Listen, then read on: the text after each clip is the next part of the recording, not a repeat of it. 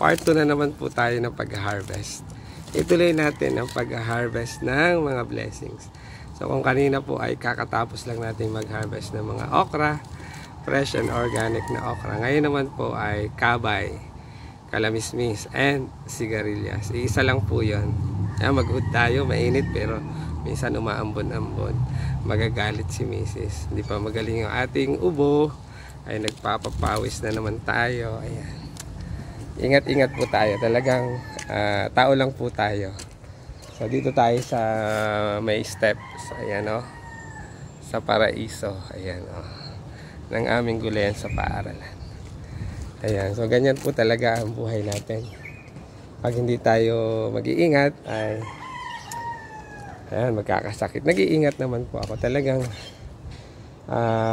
humihina lang po ang ating resistensya. Siguro dala na rin po ng pagod o stress, ganyan, sa dami ng mga ginagawa. Kaya simulan na natin to bago pa tayo abutin ng ulan, pero mainit na. Part 2 ng pag-harvest ng inyong lingkod. Ayan, oh. Naka-shorts lang tayo, naka-jersey lang tayo, jersey short lang tayo muna ngayon. Oh, ang dami pang mga ampalaya. Lagyan muna natin ng protection sa fruit fly para hindi siya tusukin. Ayan, tamang-tama. Ito ay protection po para yung bunga ay hindi kainin ng mga tusukin ng mga fruit fly or borers. Ayan, yung pinag-aralan po ng inyong lingkod yan. Yung iba't ibang uri ng mga peste sa halaman. Ayan. So i-harvest na po natin ito, kabay. Ganon din po sa okra. Dapat po ito ay every other day ay hinaani or hina-harvest. Okay? Ayun, blessing. Oh. At kailangan malinaw ang iyong mata para makita to. Yung iba po kasi nagtatago. Hindi naman nagtatago. Kasing kulay po kasi siya ng dahon. Kulay green. Kaya kailangan malinaw ang iyong mata.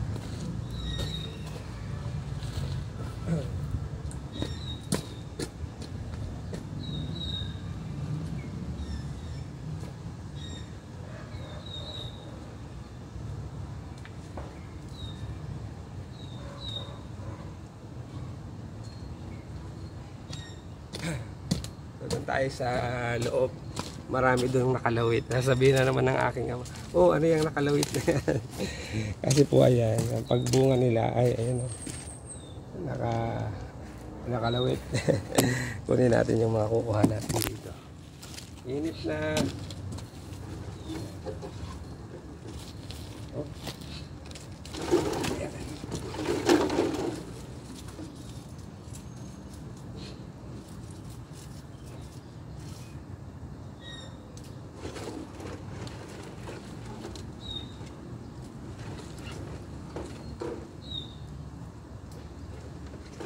Ayan po. So every other day po dapat hina-harvest natin. Kasi po ito ay gumugulang, nagkakaugat. Ayan. Parang ganoon din po sa okra. Minsan gumugulang, hindi na nababali yung dulo. Ay ibig sabihin magulang na yon. Matured na. Ayan. Ito. Ang dami nakalawit. Sabi na mo, ano yung nakalawit? Ito, mga blessings. Dahil malapit na ang Christmas, marami ang palamuti na nakalawit.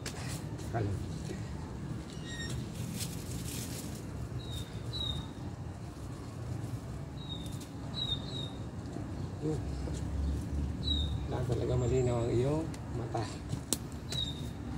Sir, kailangan mo ang kalabasa para nakikita pa naman.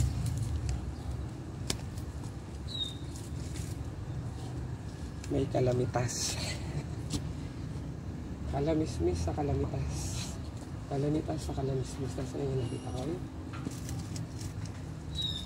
Sa ibabaw siya. Hindi siya na agad-agad na ako. Kaya hindi na nakita sa katawan.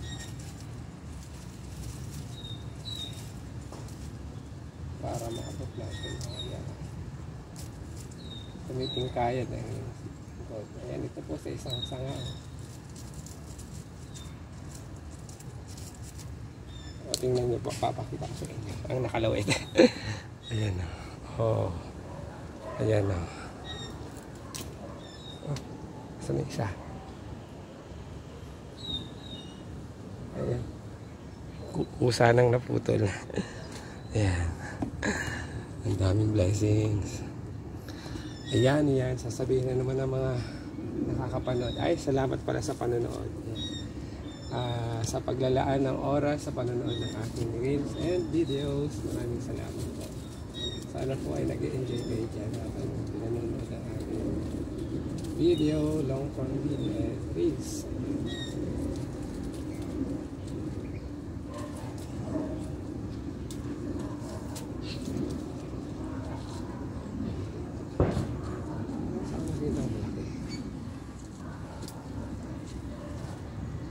Tago. Ito pala. Hello. Tapos, ipapamain po natin yan mamaya. Marami na itong magmamain.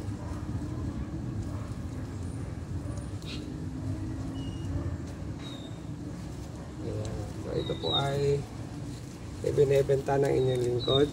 Gulayan Pan. Sa abot kayang presyo naman po. Friendly presyo, price. Organic po ito, sariwa.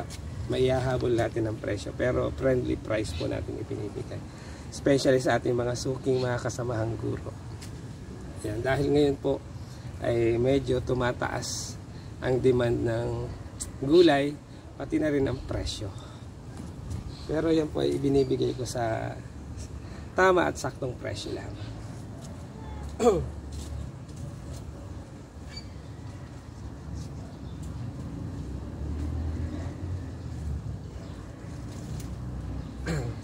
Pwede rin po naman na kayo mismo ang mag-pick ng mga gulay. O yan, kayo yung mismong pumitas. Mas maganda yun. Exciting para sa inyo.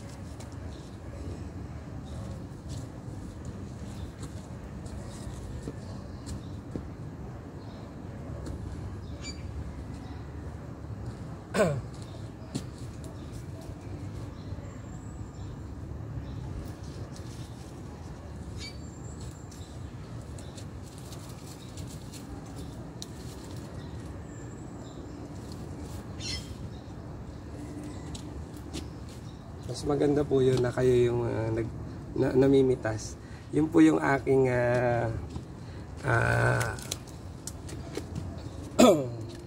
isang estratehiya dito sa Gulayan sa Paaralan na approach na pick, buy, and pay. Siyempre, babayaran nyo po. Na parang sa susunod, pag kayo po yung namitas, taga-video na lang po ang inyong lingkod. Ayan. Kukunan ko kayo ng video habang nag-harvest ng aming mga gulay. So, tangkilikin nyo po ang pick, buy, and pay.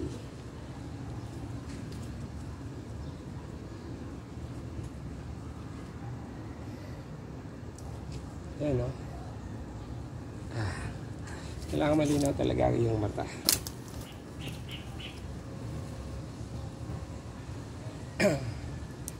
Siya nga po pala, nandito tayo sa unang balag namin. Ito yung kauna-unahang pinagawa ng aming principal na balag. Ayan. Then sumunod, nagpagawa din po dun sa kabila. Bali, dalawa na po yung aming balag para sa mga gumagapang na mga gulay o halaman. Mas maganda na po itong ginawa namin, steel matting, bakal para lasting, para magamit ng mahabang panahon. Normally po ang ginagawang balag ay mga kawayan, sanga-sanga ng kahoy. Ayan, dahil pa rin pong mga pan dito o ampalaya. Lagyan natin mamaya ng net bag or ng 1.5. Ayan, ito pala yung ito. Dahil pang bunga sa ibabaw.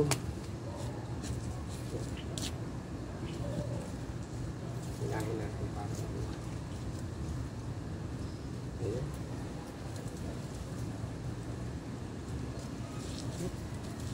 Babapuwi na ng inyong lungsod. Ang hirap pa naman pag napupuwi.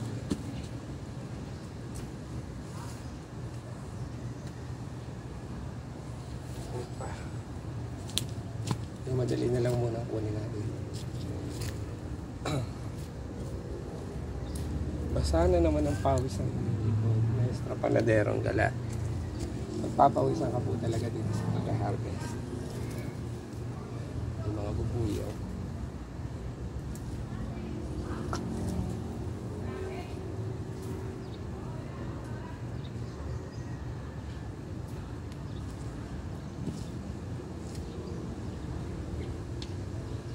At isa pang gulayan tips po, dito po sa mga mabalag na to, pwede nyo po pagsama-samahin tulad ng ginawa ko, ampalaya, sigarilyas, pipino, patola, at ang pinaka-latest po namin tanim ngayon ay ang upong bilog.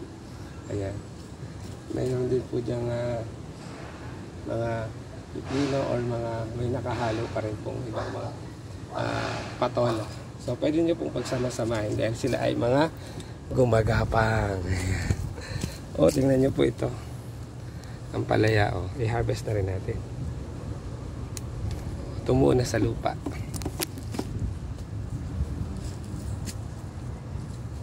O, daming nakalawit.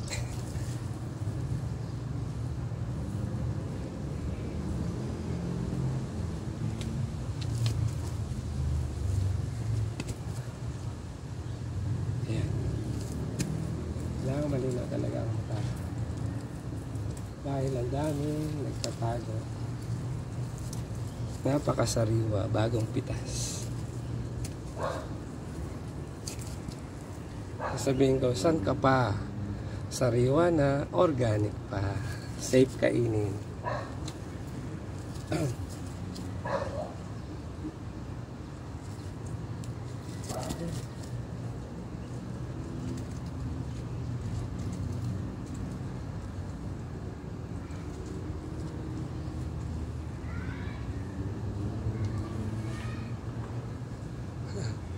Ganyan po ako magsipat ng mga bunga. Kasi hindi minsan hindi ko makita. Ayun, may nasipat na ispakan.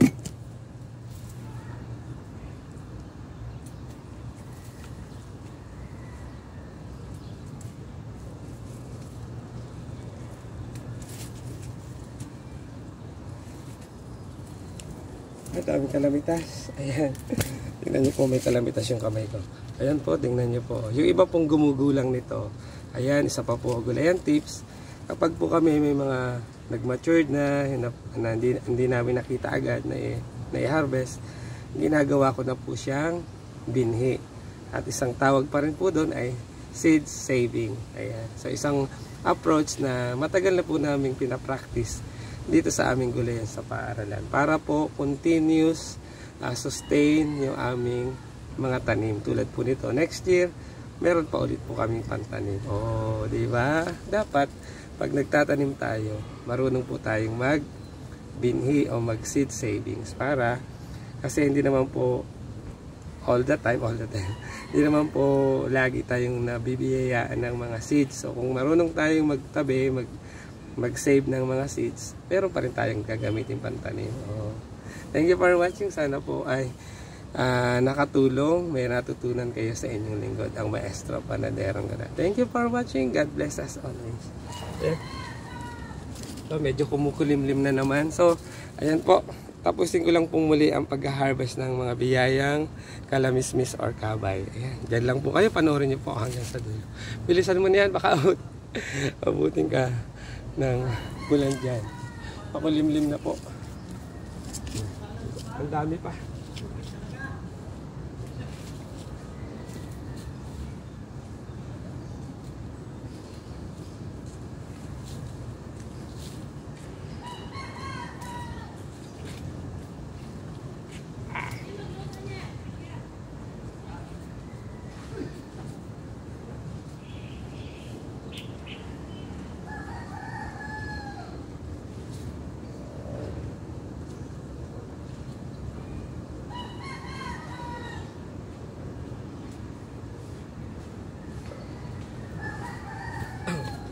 ayan, medyo kukulim naman, umaambon-ambon na naman. Kaya, ayan po, ituloy ko lang po ito. Mag-hood na ulit tayo. Ayan, maraming salamat po sa panonood. At itutuloy ko lang po ang pag-harvest ng mga blessings mula sa aming gulayan sa Paaralan. Muli, ito po ang inyong lingkod, ang Maestro Panaderong Gulayan, nagsasabing makalamismis, makabay, at masigarilyas na araw po sa tayo, na araw po sa ating lahat. Thank you for watching and God bless us always. Marami pa po. Maka 1.5 kilo po tayo ng kalamismis. Thank you for watching. God bless us always. Mamaya ko po i-flex sa susunod kong video, part 3, yung mga na-harvest natin lahat dito mula sa aming gulay sa Paaralan. Thank you for watching. God bless us always. Don't forget to like and share na yan. Thank you for watching.